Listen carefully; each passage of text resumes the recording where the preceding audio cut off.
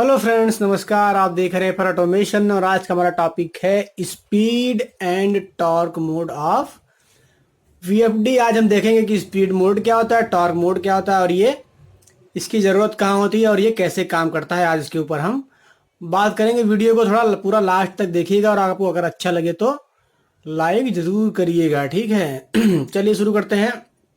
सबसे पहले देख लेते हैं ये एक ब्लॉक डायग्राम, ठीक है। यहाँ पे आप देखेंगे कि हम ये आ रहा है स्पीड रेफरेंस और ये हमारा स्पीड रेफरेंस कंट्रोल का ब्लॉक यानी कि स्पीड रेगुलेटर हो गया, और ये है टॉर्क रेफरेंस कंट्रोल या फिर टॉर्क रेगुलेटर वाला ब्लॉक, ठीक है। और इसके आगे हमारा इन्वर्टर है, इसके आगे मोटर है। ये सब तो आप पहले से जानते ही होंगे। इसमें एक नया चीज क्या दिख रहा है आपको, ये है एक्सटर्नल टॉर्क रेफरेंस, ठीक है। तो दोस्तों जब हमें मोटर को स्पीड और टॉर्क मोड में चलाना है तो हमें ड्राइव को ये दोनों में से कोई एक रेफरेंस देना पड़ता है या फिर दोनों भी देने पड़ते हैं, ठीक है। मोस्टली तो हम ये दोनों ही देते हैं। क्यों देते हैं आगे मैं आपको बताता हूं, ठीक है।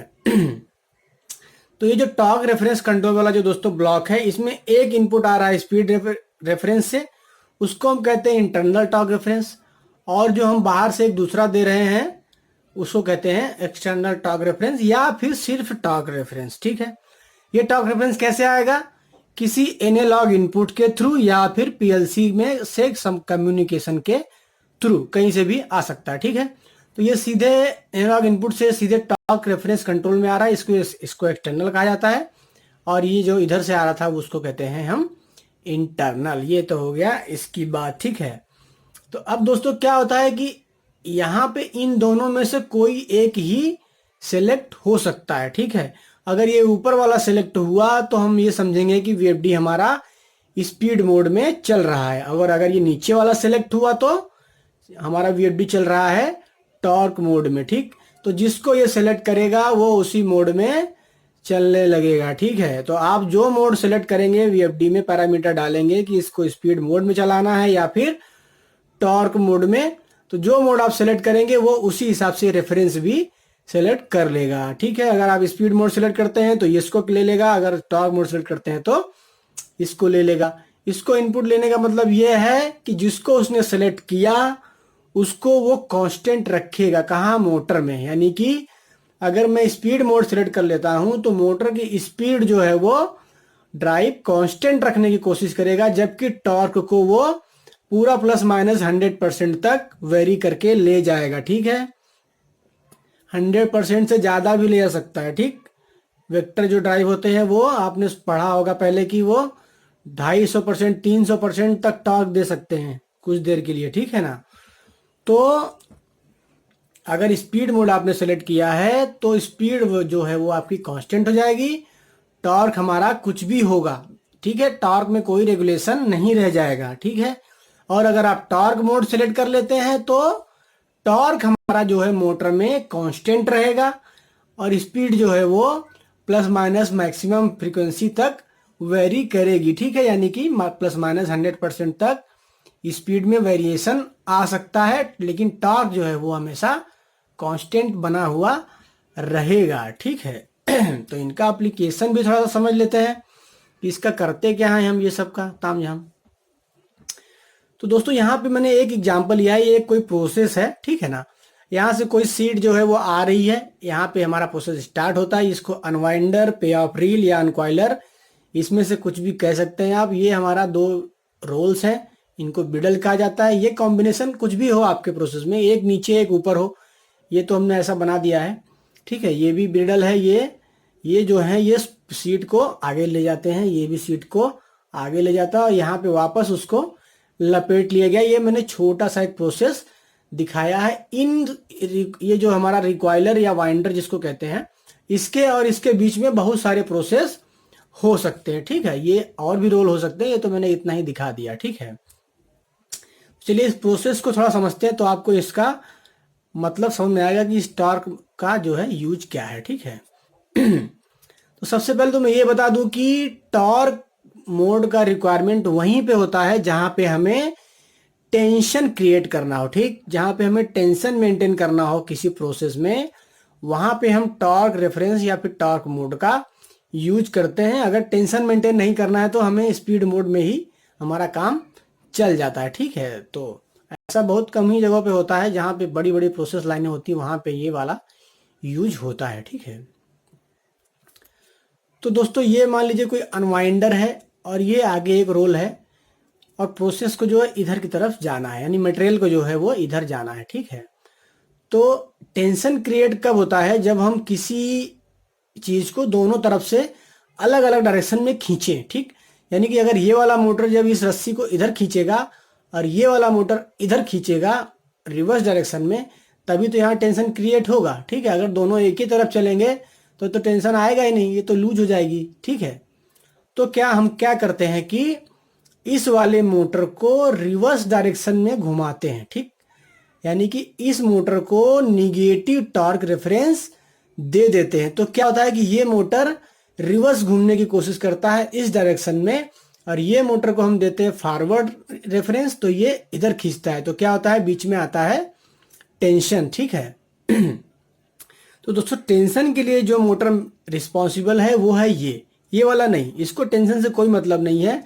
इसको सिर्फ स्पीड से मतलब है। ये क्या करेगा कि इसको जो प्रोसेस की जो स्पीड चाहिए उसके हिसाब से ये घूमेगा। ठीक है, और ये वाला मोटर जो है हम इसको जो टॉर्क रेफरेंस देते हैं वो देते हैं टेंशन के अकॉर्डिंग। यानी कि अगर ये हमारा मोटर का रेटिंग इतना है कि 100% टॉर्क लगाने के बाद यहाँ पे 1000 kg का टेंशन प्रोड्यूस होता है। सपोज मान लेते हैं कि 100% जब ये टॉर्क लगाएगा तो यहाँ पे 1000 kg का टेंशन आएगा। ठीक है, तो अब हमें कितना टेंशन चाहिए? अगर हमें 500 kg टेंशन चाहिए तो मैं इसको 50% का एक्सटर्नल टॉर्क रेफरेंस दूंगा यहाँ पे। ठीक है, अगर मुझे 100 kg टॉर्क चाहिए तो मैं 10% वाला रेफरेंस, 10% ही रेफरेंस दूंगा टॉर्क रेफरेंस इस मोटर को निगेटिव। ठीक है, तो आप समझ गए होंगे कि टेंशन और टॉर्क का रिलेशन क्या है। ठीक है, तो चलिए आगे मैंने ये बना दिया है यहाँ पे एक अपना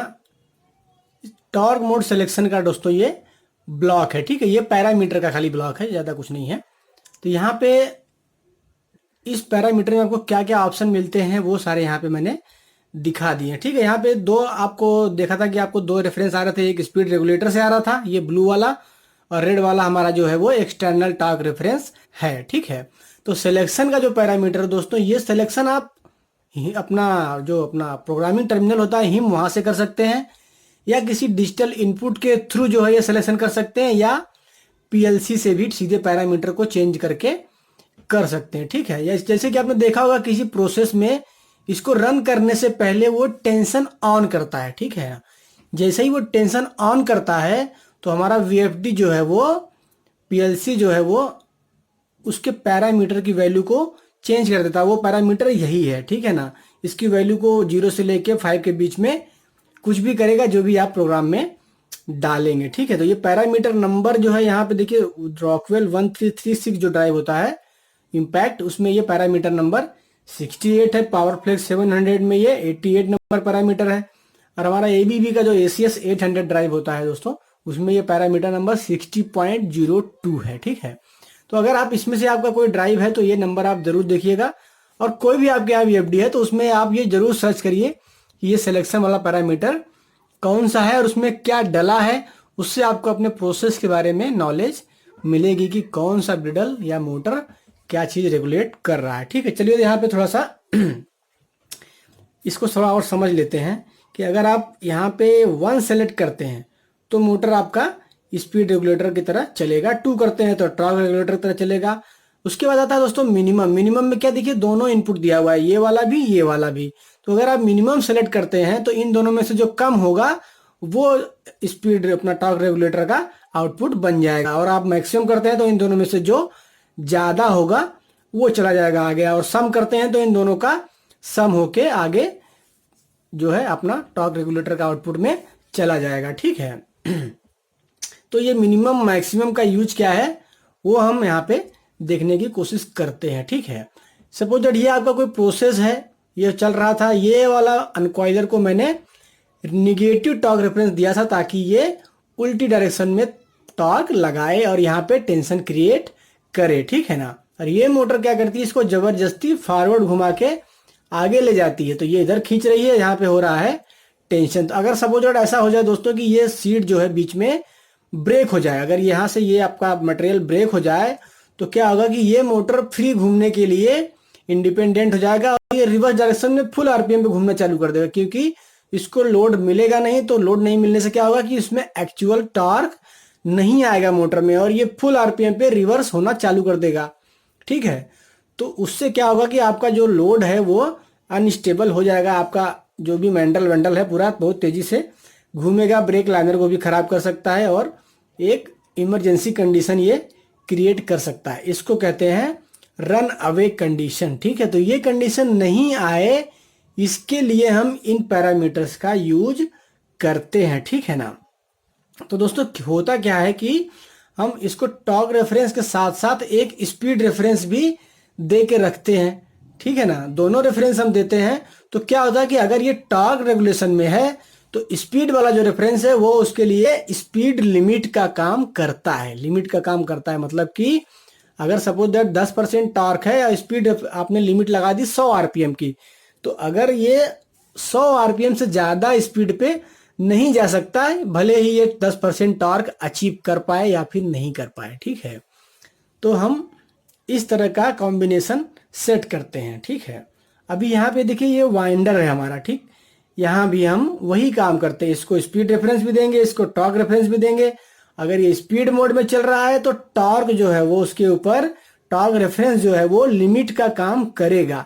अगर आपने suppose that external torque reference दे दिया है 10%, स्पीड रेफरेंस दे दिया 50%, तो अगर ये 10% ही टॉर्क में 50% स्पीड आ गई तो ठीक है, नहीं तो ये उतना ही टॉर्क पे चलता रहेगा, भले ही वो आरपीएम अचीव कर पाए या ना कर पाए। ठीक है, अगर आपको फुल टॉर्क लगाने की इसको आज़ादी होती तो ये जरूर वो आरपीएम अचीव कर पाता, लेकिन हम क्या करते हैं उसमें लगा देते हैं एक लिमिट या फिर एक सेचुरेशन कंडीशन क्रिएट कर देते हैं। ठीक है ना, आपने सुना होगा शायद कि स्पीड सेचुरेशन क्या होता है, टॉर्क सेचुरेशन क्या होता है। वो सब यही होता है कि मैं यहाँ पे टॉर्क रेफरेंस दे रहा हूँ -10% और 100 आरपीएम का लगा रहा हूँ सेचुरेशन आरपीएम का लिमिट। तो क्या होगा जब ये सीट ब्रेक होगी तो -100 आरपीएम से ज़्यादा ये नहीं घूमेगा और हमारा प्रोसेस जो है ज़्यादा डिस्टर्ब नहीं होगा। बाद में उसको बंद कर देंगे। ठीक है, ये फीडबैक ले लेंगे कि टेंशन ड्रॉप हो गया और इसको बंद कर देंगे ड्राइव को। ठीक है, तो ऐसा करके हम रन अवे कंडीशन को अवॉइड करते हैं। ठीक है ना दोस्तों, तो जहाँ पे टॉर्क और स्पीड दोनों निगेटिव हो वहाँ हम ये मैक्सिमम वाला यूज करते हैं, और जहाँ पे दोनों पॉजिटिव हो, जैसे कि ये वाइंडर है इसका टॉर्क भी पॉजिटिव रहेगा और स्पीड भी पॉजिटिव है, वहाँ पे हम ये मिनिमम वाला ऑप्शन यूज करते हैं। बाकी जो स्पीड मोड है वहाँ पे हम स्पीड मोड ही चलाते हैं। ठीक है, ये टॉर्क मोड जो है ये 2 नंबर वाला जो कंडीशन है वो हम इस तरह के प्रोसेस में यूज नहीं कर सकते जहाँ पे रन अवे हो सके। ठीक है, जहाँ रन अवे नहीं हो सकता, जैसे चैन कन्वेयर अनवेयर है उसमें रन अवे कंडीशन आने का चांस कम है, तो हम वहाँ पे ये वाला भी यूज कर सकते हैं। ठीक है ना दोस्तों। तो मैं पिछले वीडियो में आपने देखा था मास्टर स्लेव क्या होता है, तो जो मैंने बताया था कि मास्टर का जो एक्चुअल टॉर्क होता है वो हम स्लेव के टॉर्क रेफरेंस में दे देते हैं। तो वही टॉर्क रेफरेंस आप यहाँ पे एक्सटर्नल टॉर्क रेफरेंस में भी दे सकते हैं, इसी में देते हैं। ठीक है ना, स्पीड रेफरेंस में तो आप प्रोसेस के स्पीड के हिसाब से दे दीजिए, लेकिन एक्सटर्नल टॉर्क रेफरेंस में जो है वो मास्टर का जो एक्चुअल टॉर्क था वो यहीं पे दोस्तों एज ए इनपुट आ जाता है, तो ये स्लेव भी बन जाता है। ठीक है ना, तो आपको उम्मीद है कि काफ़ी कुछ आप समझ गए होंगे। अगर नहीं समझे हैं तो आप कमेंट में पूछ सकते हैं, हो सकता है कुछ छूट भी गया हो। ठीक है ना, तो बाकी वीडियोस के लिए देखते रहिए FR ऑटोमेशन, हंसते रहिए खेलते रहिए। नमस्कार।